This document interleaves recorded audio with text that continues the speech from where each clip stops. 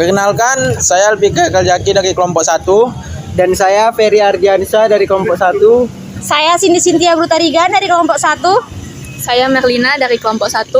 Saya Angga Fitra Hadi dari kelompok 1. Di sini kami akan menerangkan tentang pasar monopoli yang akan dibacakan oleh Cindy.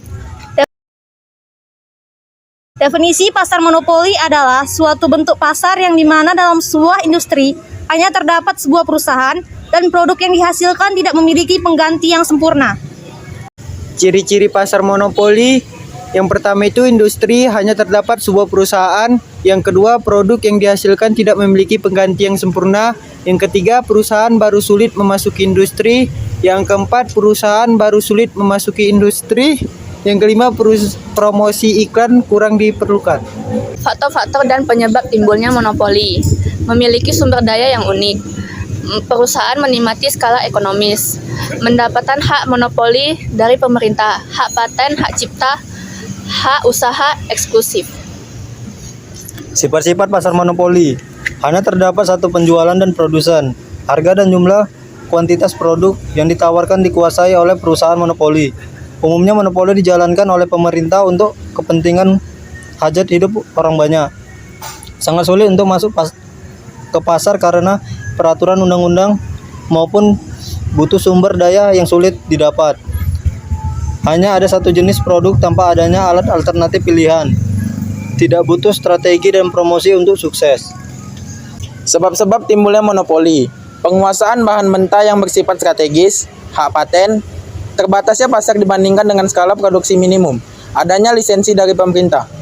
Diskriminasi harga dalam monopoli, menjual outputnya di dua pasar yang berbeda, sifat pemerintahan di dua pasar harus berbeda. Syarat-syarat diskriminasi harga. 1. Barang tidak dapat dipindahkan dari suatu pasar ke pasar lain. 2. Sifat barang atau jasa memungkinkan dilakukan diskriminasi harga. Yang ketiga, sifat dan elastisitas pemerintahan di masing-masing pasar harus berbeda. Yang keempat, kebijakan diskriminasi harga tidak membutuhkan biaya yang melebihi keuntungan kebijakan tersebut. Yang kelima, produsen dapat mengeksploitasi sikap tidak rasional konsumen. Contoh kebijakan diskriminasi harga. Penetapan tarif listrik berbeda oleh PLN. Tarif yang berbeda ditetapkan oleh dokter, konsultan hukum, dan lain-lain. Kebijakan harga domestik dan harga di pasar luar negeri. Monopoli alamiah dan pengendalian harga. Monopoli alamiah adalah perusahaan yang memperoleh kekuasaan monopoli karena mencapai skala usaha ekonomis pada tingkat produksi yang sangat banyak jumlahnya. Campur tangan pemerintahan atas kegiatan monopoli alamiah. Supaya monopolis bersedia menjual dalam jumlah yang banyak dan harga yang relatif rendah, mengakibatkan keuntungan mengecil atau bahkan nol. Pemerintah biasanya memberikan subsidi kepada perusahaan tersebut. Imbangan monopoli dalam jangka panjang.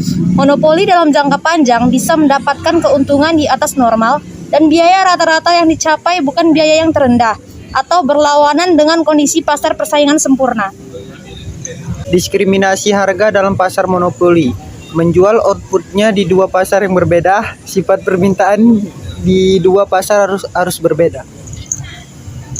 Monopoli yang tidak dilarang. Monopoli by law. Monopoli oleh negara untuk cabang-cabang produksi penting bagi negara dan menguasai hajat hidup banyak orang. Monopoli by nature.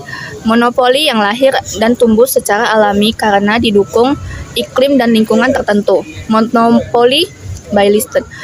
Izin menggunakan hak atas kekayaan intelektual. Thank you. Kami akhiri presentasi kami dari kelompok 1. Selamat malam.